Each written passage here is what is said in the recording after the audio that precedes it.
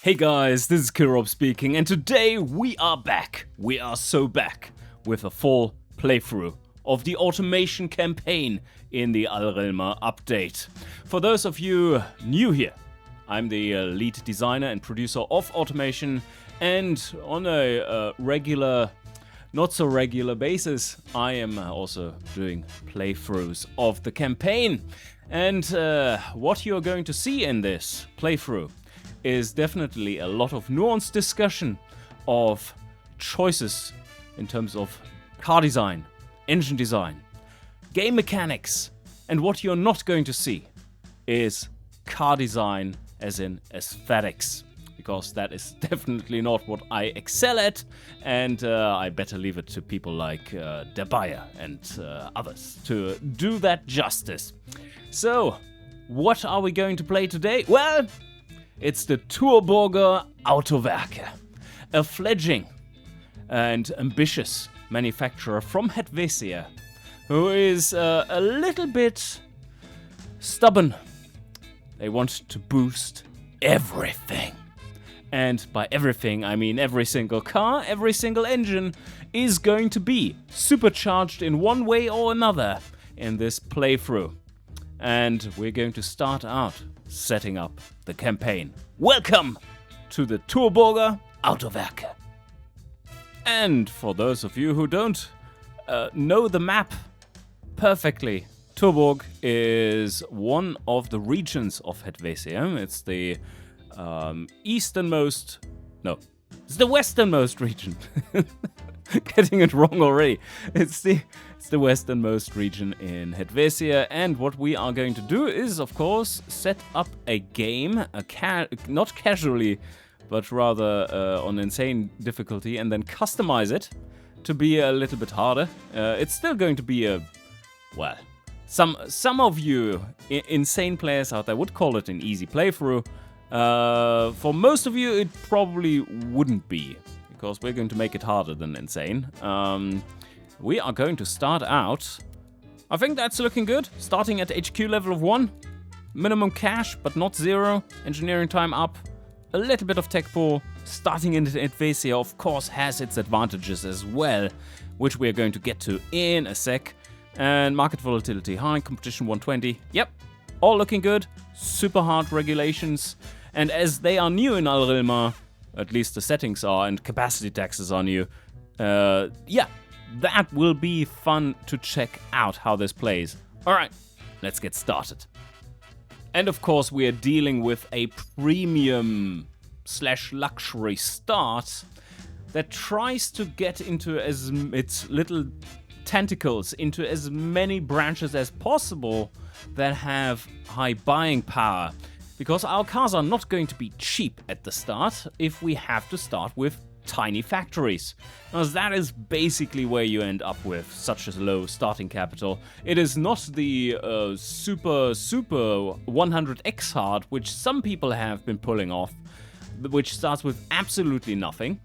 But rather, we have probably a tiny 1 or tiny 2 to start out with. Let's see where it goes. And of course, premium is the target for the first one, but I'm actually going to make a pretty wide lineup to start with, and that has a very specific reason, and that is engineering times of facelifts.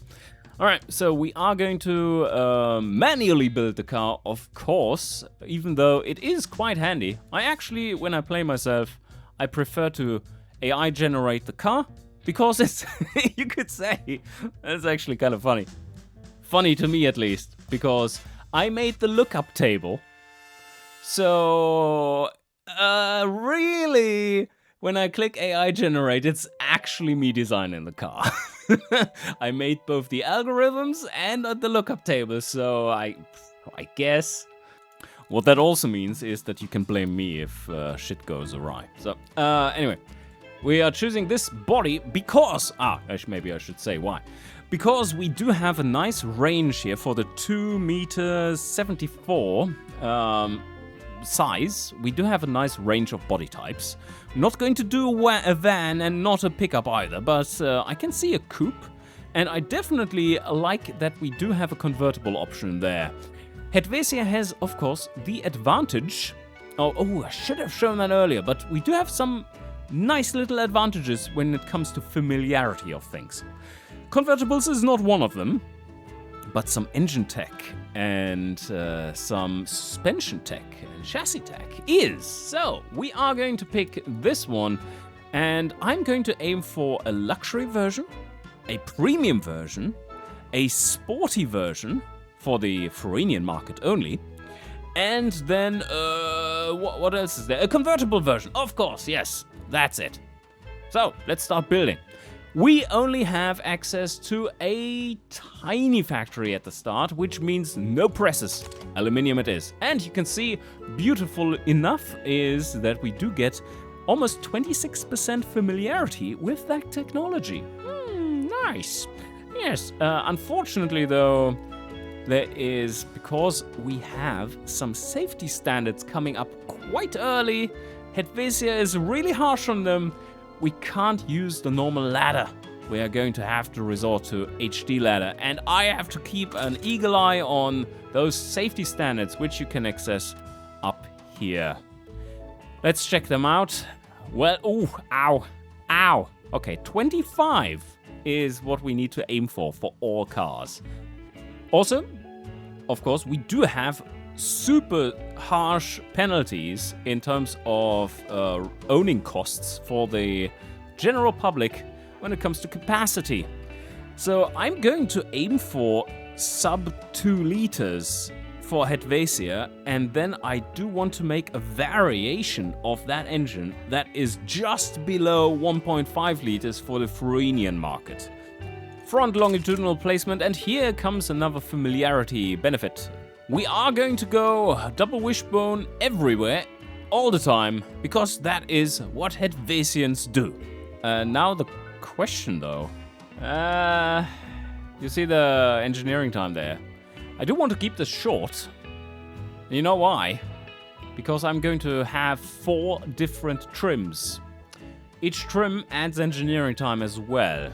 And I think here we can live with, for our first car, with just a pretty, let's call it mediocre. Well, in Helvetian terms, this is actual Scheiße.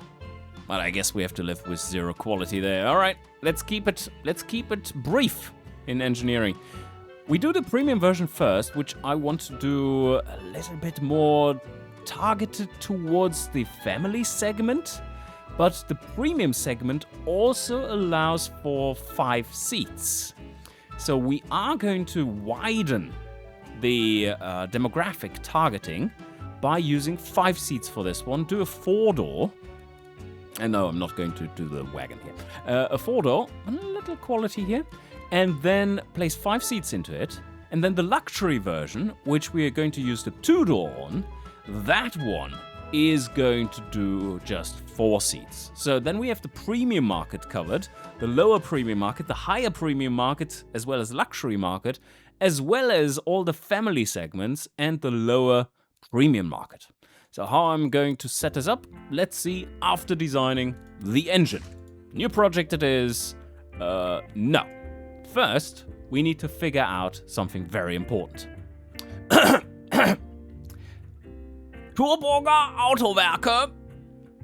Our cars shall be named after the major cities in our beautiful country, and our engines are going to be called after the major beautiful mountains in our country.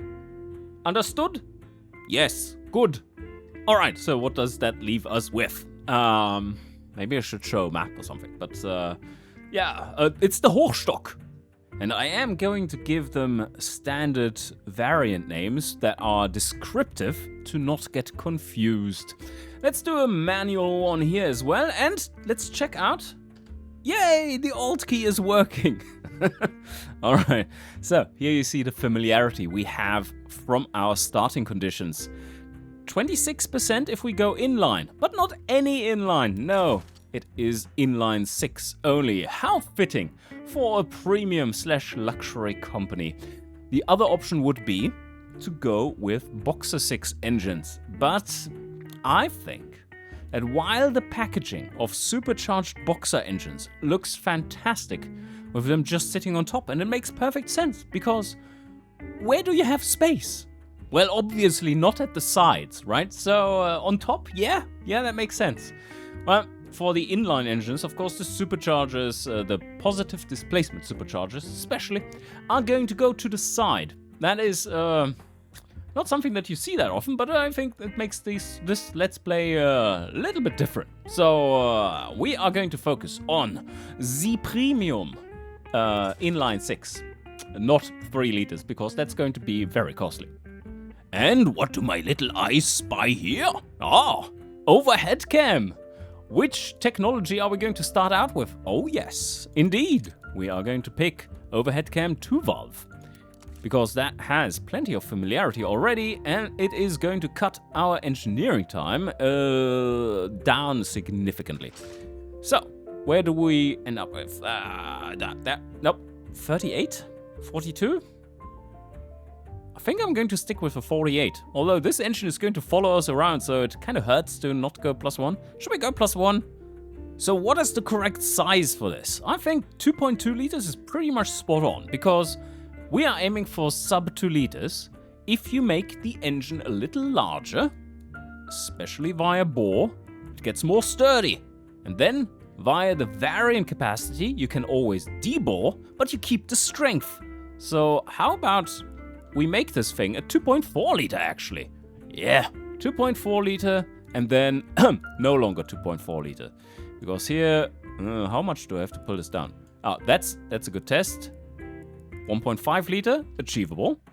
With a with a 68, 69, okay, yeah, nice. But that means we can make a Frenian version here.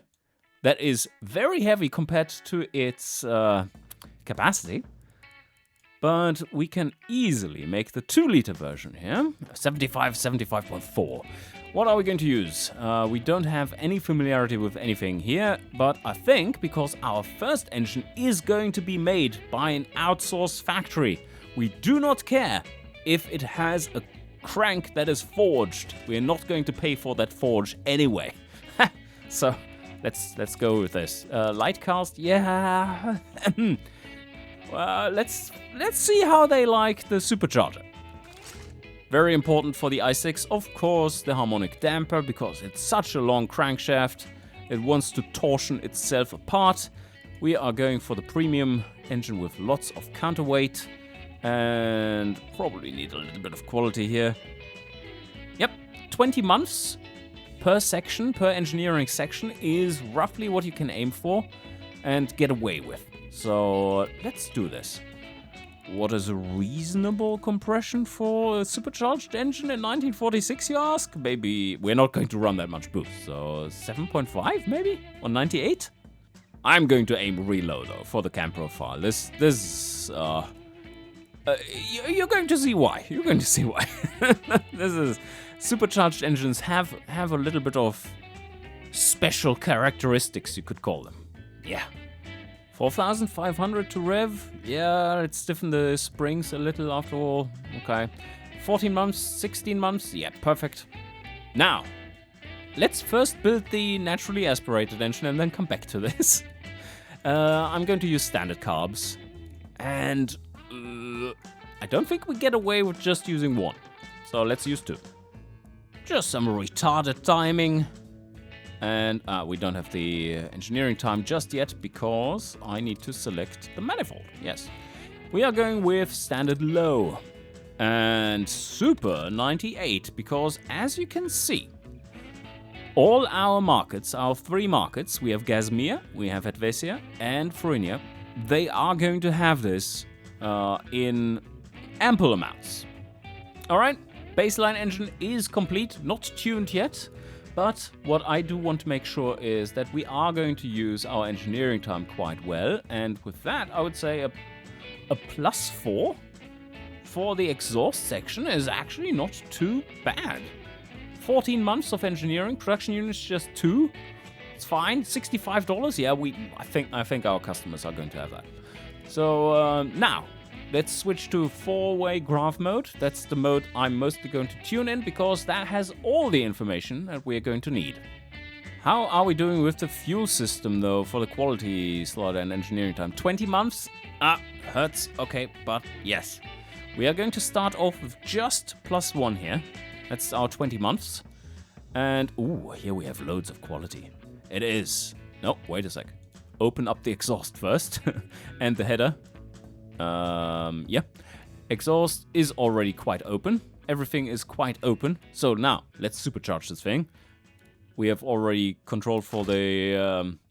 Oh, that's making the engine worse. Alright, so, supercharger.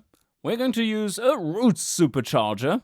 We build about-ish 1 PSI of boost at the moment, which is fantastic. Not that useful, but as you can see, our 3 quality helps. And at 3 quality, we are using 19 months of engineering. Perfect, perfect, perfect. Nice. So, no intercooler, of course. And now, let's tune this thing. The goal should be to get this little blue line up in the corner here, to end there. So, in this case, we do need more gearing. Yeah. And a little bit more size. Usually for these old ones, you pretty much go with... Yeah, this is looking good. How much is this? Ooh. The reliability, though, kind of sucks. We are fine. How much was this last step killing it? Not that much. Don't complain that much. It's good. Nice. Already tuned. How much is this? 0.6 bars of boost for a 1946 design? Yeah, I take it.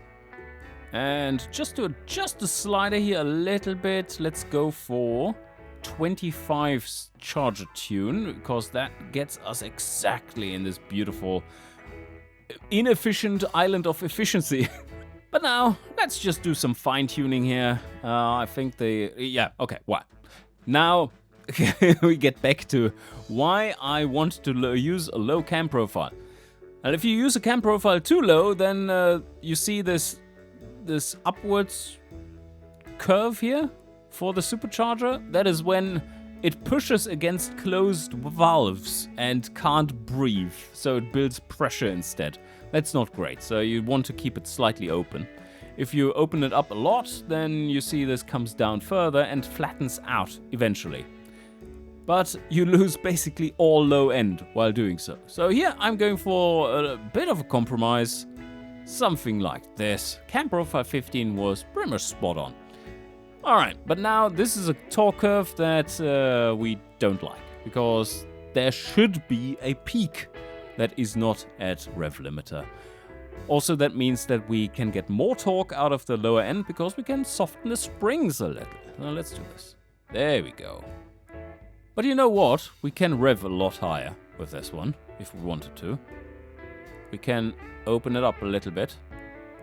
That means we have to retune the charger, because 10% stress is not great. Stiffen up the springs a little. A little bit more compression. Yes, that is looking good. And now the only things remaining are getting the correct header size, correct exhaust size. There we go. This is the premium version after all. So we do want to have a quiet engine. That brings me to an upcoming patch. I've just designed, or well, updated rather, the additions to the loudness calculations. And one of the things that is going to be included, that is not in this version that I'm playing yet, but will be tomorrow, is Supercharger adding loudness to the intake side of the engine. Not extreme amounts, but still. So this first engine will be a little bit better than it should be in terms of loudness. But as soon as we hit episode 2 and whatnot, this is going to be solved. So we have a little bit of a competitive advantage here, guys. Let's use it. And now, let's give it a quick pull.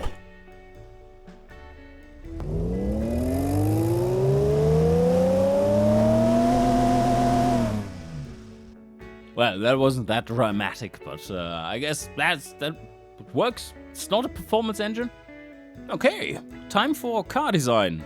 Well, technical car design, that is. I would guess some gearing like this might make sense. We do want to have a reasonably tall first gear because of all the power. And that's just 12 months. We can up this slightly. It's not too many production units extra. Yeah, that's fine. Wheels, though. Medium. Alright, let's make them bigger. Yeah, that looks stupid. Oh, that's the maximum size already. Okay, so 15-inch wheels. Does that give us enough room? Let's go with even 16. Super prestigious. Now, when it comes to tire costs, how extreme do we want to go? This has changed a lot, so maybe I'll leave it to the tuning in a little bit, because this has changed a lot since Ellisbury, and I want to show you just how much of a benefit that makes. It's huge. And here, basically, I'm just guessing starting values that would make sense. Probably want a little bit more quality here. That's 13 months. That's perfect. And aero quality, a little bit extra engineering time, no problem. Yeah, cooling airflow higher for more reliability, yes please. And this one is supposed to be a 5-seater. By the way, we probably should start up by morphing this a little bit more, because we do want to have some more passenger compartment space. I don't know if this actually works in this case, but maybe. So a little bit extra space and more boot size. But now the best part of it all. I come prepared because I found a solution, the perfect solution. I am always criticized for only having red blobs in my playthroughs of automation.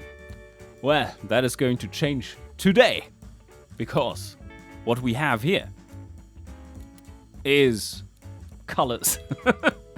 Family green, sporty red, luxury blue, premium blue, and convertible purple. Yes, so we now will be able to tell them apart, even though they are featureless blobs. Alright, very important choice here. Interior, we are going all out, as in we're going to choose premium for the premium cars, and we're going to choose luxury for the luxury car.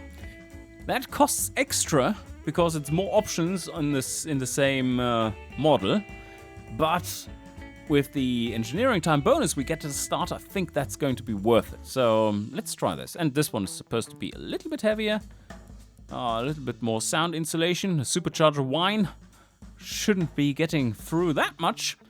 And now quality, this hurts, but one quality there helps. So yeah, let's do this. We are going with manual recirculating ball. And here, this is going to help so much. We are going to leave this at 0. Yes, at 0. Let's see, 27 safety. 25 was our target, so this is good. Suspension, oh well. Let's take a look at these engineering ones here. This is not very pricey. Production units aren't crazy, and engineering time is low. And look at this. No, don't look at the stats yet. This is manual input to the rescue. We are aligning all of these bars. Yeah, good enough, I would say. Oh, 28? Yeah, it's good enough, good enough. So now we have stats that actually are comparable to something realistic. And now I can show you how much difference this makes. So if we add 0, see there, 25.5 comfort. And then we go to +4, +5, and we have 27 for just a few extra bucks and a little bit of extra engineering time. But I'm going to keep it at, let's say, +4. But now the handling needs to be considered, so let me optimize this for drivability. All right, this is looking pretty good. So, optimized, nice.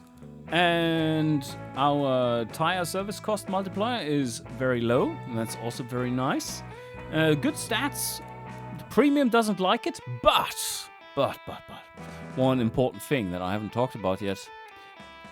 This is a premium head-facing company.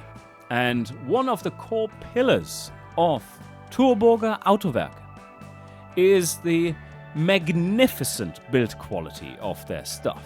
So, my play here is that we are going to see pretty mediocre, let's call them, desirability numbers to start with when we are designing this first model. But just wait a year or two until we have gotten the reputation that we deserve. Oh yes. Oh wow, okay, the brake setup was guessed pretty well. It's tuned down a little, but that was good. And the gearing, optimized back a little there. This is already pretty close to optimal. Okay, nice. And I would show you a lap and the lap time of this thing, but currently things are a little broken because we have changed over the format of the test tracks, and thus slope and camber are all messed up, and this wouldn't be giving you an accurate value. So I'll have to retest in a later episode once we have fixed the issue. Ah, the targeting here is beautiful. Look at this. Family Premium, a little bit in Family, Family Sport even, some Premium. This is all for the wrong price, of course. Let's kill ourselves by putting a realistic price, like 27k. Nah, okay. That's still fine. It's 9 sales. Beautiful. Alright, let's design the next one. Oh no! I've forgotten the name of the car. That's not acceptable. And of course you remember major cities in, or well, doesn't have to be major cities, but cities in beautiful Helvetia. Ebenhafen is one of them. And utilitarian names for the trims. Sedan, 5 seats. Premium is the target. And luxury is the next target, but a 4-seater. Alright, manual clone it is. We start by choosing the different body type. And, by the way, for the first car, it is debatable if it's a family premium car or a premium car. Let's keep it green. Bigger difference to the dark blue that we have here. Anyway, more important decisions await, and that's not in the engine because it's going to use the exact same one. The only real key difference is that we are going to put in luxury here and do it as a 4-seater. Looking good? Yeah. Now let's tune the suspension and we're done here. Oh, that was very quick because I just need to reduce this by 1 and we're done. Oh no, we're not done. I need to make it softer as well. There we go, 36 in comfort. That's looking a little better. But we also do want to make it even heavier, more luxurious, less wine. Re-optimized it and we're golden. Alright, done here. I think the target sales price will be around like 35k for this one. Tends to be a good price for a luxury car that isn't all too over the top. The next one is the convertible, 4-seater convertible. Let's make this one. And I have to bite the bullet here and choose the manual soft top, as that is way more prestigious. But that means that I probably do want to lower the quality of this body specifically by 1 to 0. And I think we're good here. This lineup of just 4 trims will use 4 different car bodies. That's expensive. Convertible purple. Nope, no two-tone. Engine, exactly the same. But now, interior.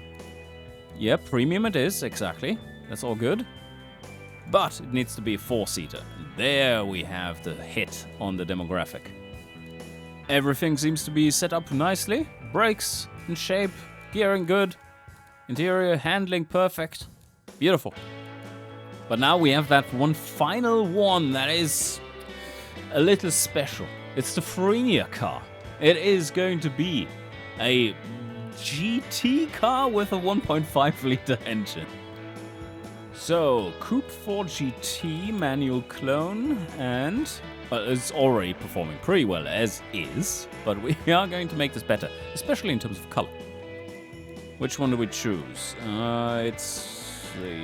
only really have one option, right? This 2-door is looking nice. Let's make it a little bit more nimble. Like this. Nice flowy... Ah, yeah, we can make it faster too. Haha! Let's apply the appropriate paint. Yes! Oh yeah, now we're going to make a clone of the engine that is quite a bit smaller, on the inside at least. Alright, we need to make this half a liter smaller because of this. Right now, they would be paying 5 times the taxes for this car. We don't want that. 2 times is plenty. Well, the Supercharger is still the same size, which means that it's blowing up the engine. Who could have guessed? Let's make it even worse by upping the rev limiter already. We can rev this thing to 6k, which we are going to do. And you would think that we're going with a sporty cam, but no. No, it's the same concept, right? The Supercharger is going to take care of the sporty torque curve. What we need is that it idles below 5,000 RPM. There we go. Yes, right up into the corner. And now we just go a little lower on the springs again. This is looking fantastic though. And this one still produces 87 horsepower. That's not too shabby for 1.5 liter in 1946. We do want a little more responsiveness though. That is going to cost us some power, but we can gain back a little by upping the compression. 8 seems alright. Oh, and of course we do need to remove one of the mufflers. Alright, so we end up at 86 horsepower. Nicely tuned engine. Beautiful. It's done. But now we need to actually turn this thing into a GT car. Easier said than done. Nah, it's not that bad. Let's go through it. The wheels. Oh, we still needed to upgrade a few of the wheels, but let's do this last. Well, first up is the seats. Just 4 of them. We can go luxury. GT likes that. And then we go a little bit more nimble. And then we go for manual rack and pinion. And all of a sudden, boom, we do have sportiness. No more mushy squishy, feeling steery, but rather to the point, breaking your wrists. Perfect. Okay, the only thing left here now is to tune this. Now I think we are looking for compromise in terms of drivability and sportiness. This looks really damn good. Readjusting the brakes as well, and now we're here. Tire quality. Now let's take a look how much of a difference this makes. This was not really that effective in Ellisbury, but if you take a look up there in the stats, right? So we are going up by 2, 3, 4, 5. That is a lot of green I see. It's significant changes there too, especially to sportiness and all kinds of things, really. But the costs, of course, going up as well. So how much should these cost? Should we go with a +3 for this one? Just to have a nice all-around stat bonus. I think so. For the luxury one, we are going to do the same, and in order to do so, you just press default key is left control, and that no longer works. Beautiful. Is it right control now? No. Okay, well, period? What period? All right. Let's press period. That was recently changed. Yes, I remember. Okay, period. You press period, and then you go to the other car that you want to modify, and it's going to drop you right there. You see the +3 here? Well, we up it there. Press the period again, and then we go to the sedan, and let's give it +1, right? And then we go to the convertible and also give it +1, and we are done. That's so much faster than having to go out of the car and load the other car and then forget about which ones you've done already. Anyway, I think we're good here. Let's drop the price for this one to like 32k. No sales! Beautiful. There are a few sales. Does that look reasonable to you? For tiny factory? Absolutely it does. Look at these sales numbers. Wow. And now we come to the usually main hurdle. That is the engineering of your first project. Let's see how bad it is. 16 months? That's not too bad. Look at how nicely even everything is. We have really done a nice job here. Choosing good engineering times for each section and good choices of parts and so on. Because I'm going to drop this to just tooling 30. That means total engineering time of just a few months there.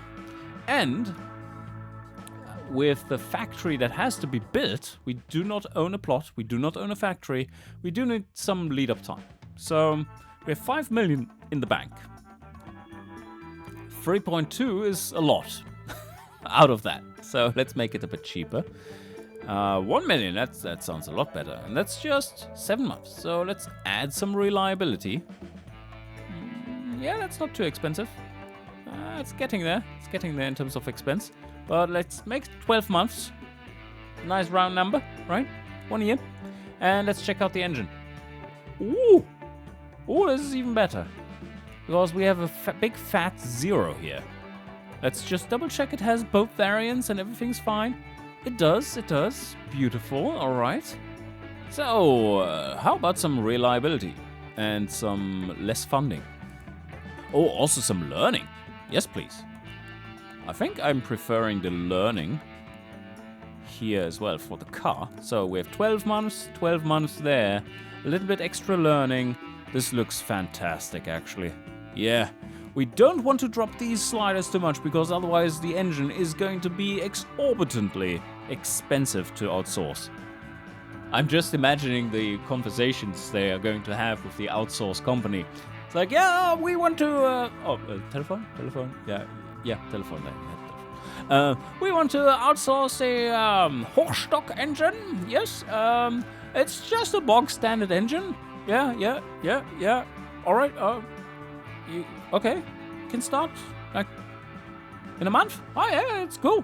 I forgot to mention one minor thing. It is supercharged. Now, the second big hurdle is, or the third one. First is design, right? Second is engineering. Engineering looks good, but now production. Outsourced engine, no problem, right? We put that in. Helvetia it is. We only produce in Helvetia. That's one more rule we have here. There's no filthy foreigners involved.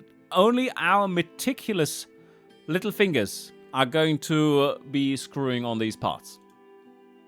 And our engines cost 8,800 per engine. Ouch. So we can see down here, everything's green. That means it is being produced, right? And now, let's go to the difficult part. I think we should gamble a little and go for... Oh, we can't afford that, can we? Yeah, tiny plot only? Yeah, okay, let's go with tiny plot. Now, let's see, where are we going to build this? Oh, by the way, here's the Hochstock, right? There you have it. That's the Hochstock. And here we have Ebenhaven. And there you see Turbogen. Yes. Let's go with Tannenstein for this little factory. The Tannenstein Tiny. And a Tiny 2 it is. Ooh, that's adventurous. 2 million there. Ouch. All right. No. No. So you see, all right, this is the deal. This is ridiculous. We can't produce 4 different trims in this tiny 2 factory. This kind of efficiency is not something that we are going to get away with, right? This is way too expensive. So why do I have 4 different trims? Very simple. It means that all our facelifts are going to be very quick because we do not have to add any trims. Thinking ahead, right? And at that point, we can either make the factory larger because they went super well in terms of sales, or we can add another factory, another tiny factory that produces 2 of them. And the other one also 2, right? So what are we going to not produce? Well, the GT. It's kind of not needed. And now, I want you to look at these numbers. right? Labor cost plus material cost, 14.6k, 17.7k. Question now is, can we reduce this one further? And I think we can. Let's only build in this first facelift these 2 cars and see if we can get up our reputation a little bit. So what do we need? Maximum shifts 1.5 maybe? Core shifts 0.5? Oh yeah, we need to give our workers more money so that they stay with us. And we only accept the very best. It is a privilege to be working with us. And this is also reflected in the tooling quality. Of course, it can only be the best. And also it's quite cheap. We do use very high standards for quality control. In fact, it is always going to be 95%. I usually never go that high, by the way. It's a little ridiculous. But yeah, so automation, let's see where it's optimal in terms of efficiency. 75.7. It plateaus there. Yeah, let's go with 65 then. And that means our factory is set up. Now for the scary bit. The forecast. Oh, can we get away with selling this one for like... I do want... It's so important with the sales model, especially, that you have something that is a little lower priced as well, so that you draw in more people to even look at your cars. So if we aim this one for 25% margin, and then this one can be at 50? 37k? Can we aim this a little lower at 40? Yeah, 35, okay. Calculate the forecast. Okay. That's not looking too bad. And now we get to the point where dreams are shattered. Let's see if we can take out a loan that is fitting our endeavors. Well, this is all aligned. This is looking great. Yes, it does warn us accurately that we are not going to produce either of these beauties. That is for the next facelift, in case we can afford a larger or new factory. So we ignore this warning, and now... Oh, 135! Yes! Yes!